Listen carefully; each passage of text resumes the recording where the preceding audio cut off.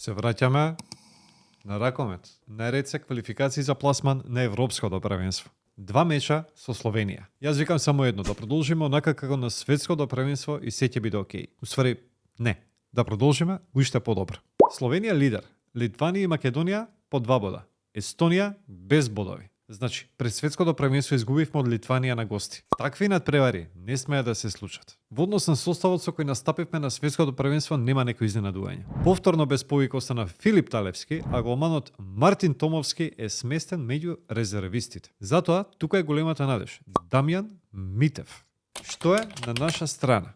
Прво, домашниот терен. Второ, Словенија не одигра ништо на светското првенство. Трето, селекторот на словенците Урош Зорман има страшно големи проблеми пред овие 2 надпревари. Средниот бек Зарабец нема да игра. Нема да игра уште еден среден бек, Рок Овничек. Словенија ќе биде без повредените Неиц Цехте, Клемен Ферлин, Бород Маковчак, а ќе ги нема ниту Матја Јанц и Домен Новак. Во Скопје нема да игра ниту Ник Хенигман, Миха Кавчик и Тадеј Клуин. Тука ја гледам нашата шанса. Уште нешто, знам дека на нашите не им требаат дополнителни мотиви, ама Ракометната федерација се покрижи за еден дополнителен мотив. Ако тепаат, ќе подолат 1 милион денари. Мотиви има, квалитети има, младост, полетност има од се по нешто. Треба да има и победа, барем на првиот меч во Скопје. Дечки, одиме на победа.